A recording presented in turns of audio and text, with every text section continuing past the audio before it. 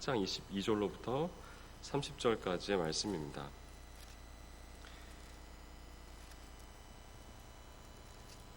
제가 가진 성경책으로는 구약성경 525면에서 찾을 수가 있겠습니다. 저 한 절 읽고 여러분들 한 절 읽고 마지막 절은 합독하도록 하겠습니다. 하나님의 말씀입니다. 솔로몬이 여호와의 제단 앞에서 이스라엘의 온 회중과 마주서서 하늘을 향하여 손을 펴고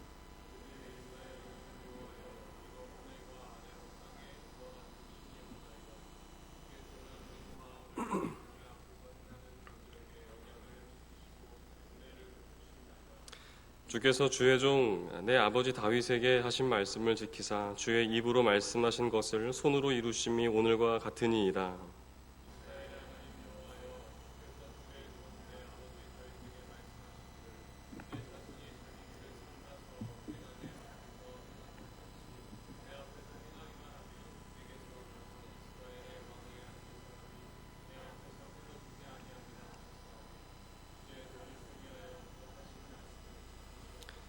그런즉 이스라엘의 하나님이여 원하건대 주는 주의 종 내 아버지 다윗에게 하신 말씀이 확실하게 하옵소서.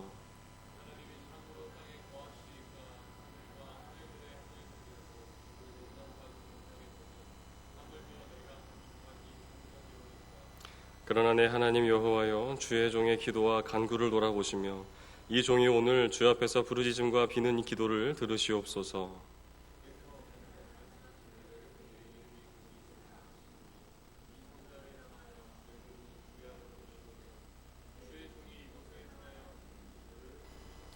다 함께 읽겠습니다. 주의 종과 주의 백성 이스라엘이 이곳을 향하여 기도할 때에 주는 그 간구함을 들으시되 주께서 계신 곳 하늘에서 들으시고 들으시사 사하여 주옵소서. 아멘. 여러분들께서는 혹 프로포즈를 하셨었거나 받으셨던 날의 그 마음을 기억하십니까? 너무 오래전의 일이시죠? 아직도 받기 전에 프로포즈를 받기 전이신 분들도 있으실 텐데요. 아무튼 나름대로 이 프로포즈라고 하는 것은 소위 공통적으로 기다림의 시간이라고 하는 것을 필요로 합니다. 그래서 서로의 사랑을 확인하기까지 마음을 애타는 그러한 시간도 가져보고요. 또 마음을 졸이는 그러한 시간도 갖게 됩니다. 그리고 이제 그러한 서로의 긴 기다림 끝에 언젠가 그 사람의 마음이 보이는 순간들이 찾아오게 되고 이제 내 마음을 온전히 그 사람에게 고백하는 그러한 날이 다가오게 되는데 우리는 그러한 날의 고백을 이 프로포즈라고 부릅니다. 왜 갑자기 이른 새벽 아침부터 프로포즈에 대한 이야기를 드리느냐? 오늘 본문에 기록된 이 솔로몬의 고백이 마치 그와 같다 여겨지기 때문입니다. 인간을 향한 하나님의 오랜 기다림이 있었고 또 그 오랜 기다림에 진실된 마음으로 부응했었던 솔로몬의 고백이 오늘 이 본문에 기록되어 있습니다. 많은 사람들은 오늘 본문을 솔로몬의 봉헌기도라고도 부르지만 제가 서두에 방금 전에 말씀을 드렸다시피 그와 같은 연유로 저는 오늘 본문이 솔로몬의 프로포즈라고 해도 무방하겠다 하는 생각이 듭니다. 그럼 솔로몬의 고백이 어떠했는가? 우선 아시다시피 솔로몬은 자그만치 7년이라고 하는 세월을 보내면서 하나님이 거하실 그 처소, 성전을 완공했습니다. 그 성전을 완공하기까지 그가 어떤 시간이나 비용을 아낌없이 투자했습니다. 또 신중함과 정성을 기했습니다. 그리고 이제 시간이 다 지나서 성전을 다 완공한 이후에 그 찬란하게 빛나는 여호와의 성전 제단 앞에서 많은 이스라엘 백성들과 함께 온 회중들과 함께 하나님께 진실된 마음으로 기도를 올려드리고 있는 겁니다. 오늘 본문의 내용을 좀 축약하면 이렇습니다. 이스라엘 만군의 여호와 하나님, 저 넓고 푸른 하늘 위를 제가 아무리 우러러보아도 아버지 하나님 같은 분이 없습니다. 제가 때때로 깊고 어두운 이 땅을 두루 찾아보았음에도 도무지 우리 아버지 하나님 같은 분을 찾아볼 수가 없었습니다. 그와 같이 하늘과 땅도 감히 하나님의 임재를 감당할 수가 없는데 어찌 한낱 제가 지은 이곳 성전에서 우리 아버지 하나님을 감당할 수 있겠습니까? 그러나 하나님, 이 시간 저와 제 사랑하는 이 이스라엘 백성들이 하나님께 진실된 마음으로 기도하는 이 마음을 보셔서 그 옛날 제 아버지 다윗에게 하셨던 그 말씀, 그 언약을 우리로 하여금 오늘날 이루어지게 해달라, 이 이야기를 하고 있었던 겁니다. 여기에서 솔로몬이 말하고 있는 하나님께서 다윗에게 하셨던 이 말씀이라고 하는 것은 하나님이 주인 되는 삶을 살면, 하나님을 경외하는 삶을 살면 대대손손 그 자손이 끊어지지를 않고 만사 형통하게 되는 것을 말하는 겁니다. 지금 솔로몬은 그 약속을, 옛날 다윗이 하나님께 했었던 그 약속을 하나님께로 다시금 상기시키면서 그 언약을 오늘 이 시간 나와 내 사랑하는 백성들에게 이루어지게 해달라, 이 이야기를 하고 있었던 겁니다. 여러분, 만약 여러분께서 하나님이셨다고 한다면 이러한 솔로몬의 기도를 들으시고 어떻게 응답하지 않을 수 있겠습니까? 하나님께서는 아주 오래전부터 늘 당신의 백성의 마음을 기다리고 계셨습니다. 출애굽 이전에 하나님은 그가 선택한 사람과 늘 언약을 맺으셨고 그에게 복을 베풀어 주셨으면서 동시에 그를 통해 하나님의 원대한 계획을 이루어 가셨었습니다.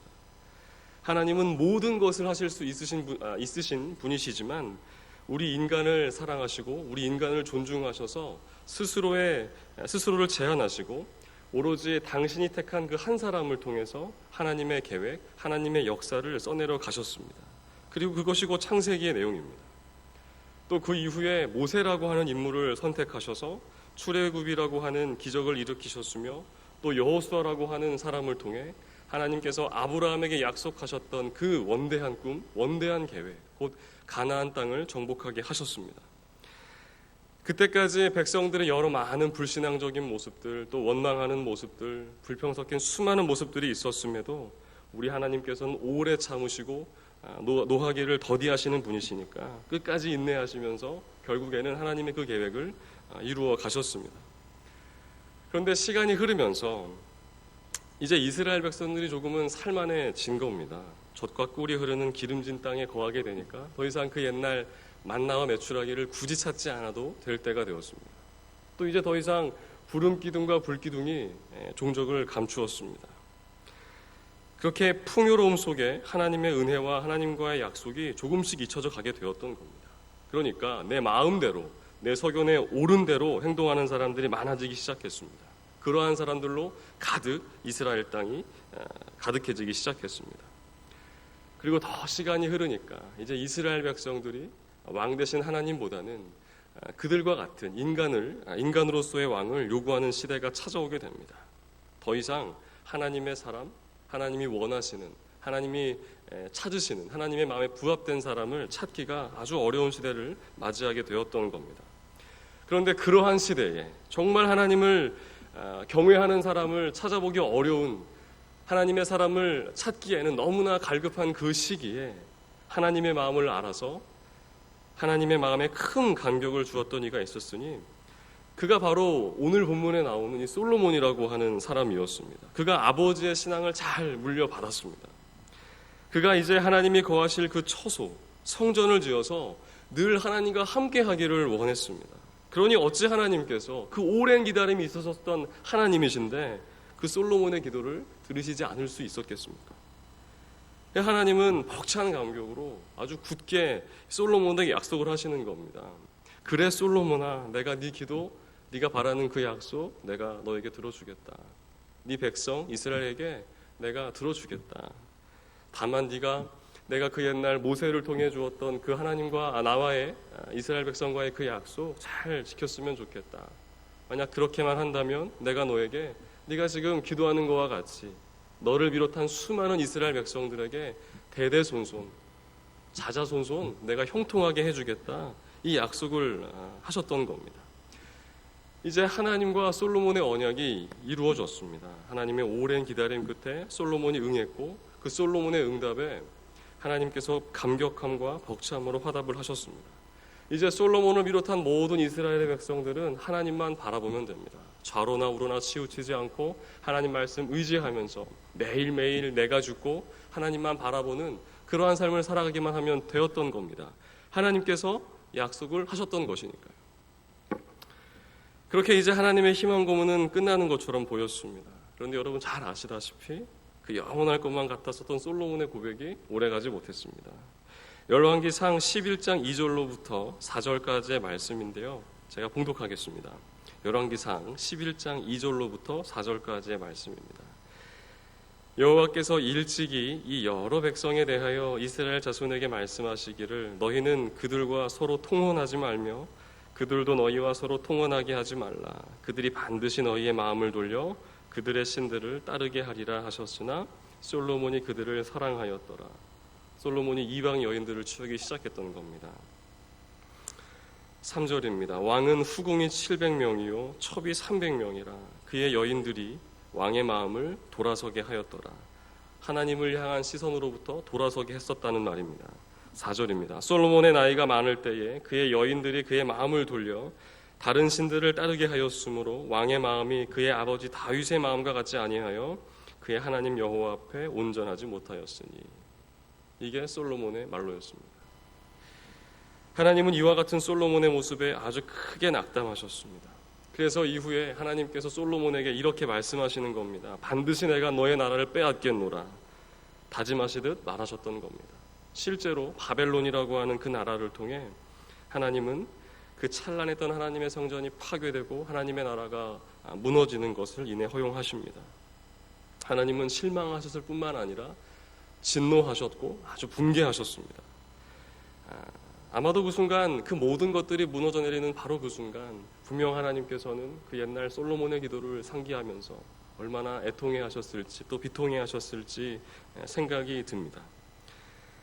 그런데 이 하나님의 당신의 백성을 향한 이 기다림, 늘 실망하셨고 때로는 좌절하셨음에도 결단코 포기하지 않으시고 기다리시는 그 하나님의 사랑이 오늘도 우리를 향해 여전히 유효하고 있습니다. 이전처럼 멀게 느껴지는 높은 곳에만 계신 하나님의 모습으로 존재하는 것이 아니라 오늘날에는 성령을 통해서 우리 마음 가운데 우리와 늘 함께 하시는 그 모습으로 우리를 이끌어가기를 원하시는 그 하나님의 모습인 겁니다. 고린도전서 3장 16절에 이와 같이 기록되어 있습니다. 아마 잘 아시는 본문일 겁니다. 저도 굉장히 좋아하는 본문인데요. 너희는 너희가 하나님의 성전인 것과 하나님의 성령이 너희 안에 계시는 것을 알지 못하느냐. 아멘. 너희는 너희가 하나님의 성전인 것과 우리더러 너희는 너희가 하나님의 성전인 것과 하나님의 성령이 너희 안에 계시는 것을 알지 못하느냐. 사도 바울을 통해 우리에게 알려주셨던 겁니다. 여러분, 우리가 우리의 삶을 볼 때, 우리가 우리의 자신을 바라볼 때 우리는 결코 성전이라 부를 수 없습니다.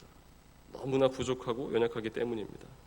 그러나 여러분, 그럼에도 불구하고 우리 안에 성령이 살아계심을 믿기 때문에 또 그가 우리의 삶을 이끌어 가시는 분이심을 믿기 때문에 우리는 모두가 다 성전이라고 고백해야 하는 줄로 믿습니다. 이것은 곧 내 안에 성령이 살아계심을 믿는 그리스도인으로서의 신앙 고백일 뿐만 아니라 성령께서 인도하는 삶에 내가 순종하기로 결단하겠다는 그 의지가 담겨져 있는 그리스도인으로서의 자세이기도 합니다. 따라서 바라건대 꽤 오래전에 무너졌었던 그 하나님의 성전이 부족하고 연약하지만 그럼에도 불구하고 우리의 삶을 통해서 우리를 통해서 우리의 결단을 통해서 그 옛날 무너졌었던 그 성전이 다시금 새롭게 세워지기를 간절히 소망합니다. 우리가 성전으로서의 삶을 살아가는 것이 때로는 너무나 버겁고 부담스럽고 내가 과연 성전인가 늘 자문하고 고민하는 그 숱한 삶 속에서도 절대 포기하지 않는 그러한 결단이 우리에게 있었으면 좋겠습니다. 그래서 그런 우리를 바라보시면서 오랜 기다림 끝에 기뻐하실 그 하나님의 눈물을 기억하면서 매 순간 내가 부족하지만 내 안에 성령이 살아 계시니까 성전으로서의 삶을 살아가겠노라 결단하시는 저 여러분 다 되기를 소원합니다.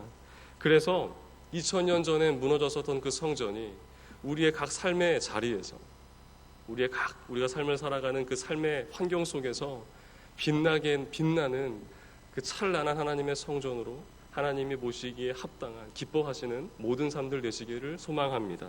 기도하겠습니다. 언제나 자비로우시고 노하기를 더디하시는 우리 아버지 하나님, 오늘 주신 말씀을 기억하면서 우리 안에 성령이 살아계심을 믿고 세상 속의 성전으로서의 삶을 살아내기를 소원합니다. 때때로 부족하고 연약한 믿음 가운데 믿음을 더하시고 우리의 모든 시선이 하나님을 향하게 하셔서 비록 부족하고 연약하나 우리의 주어진 삶의 자리에서 찬란한 빛나는 그 성전된 자의 삶을 살아내기에 부족함이 없게 하여 주시옵소서. 감사드리며 이 모든 말씀 우리 주 예수 그리스도의 이름으로 기도드립니다. 아멘.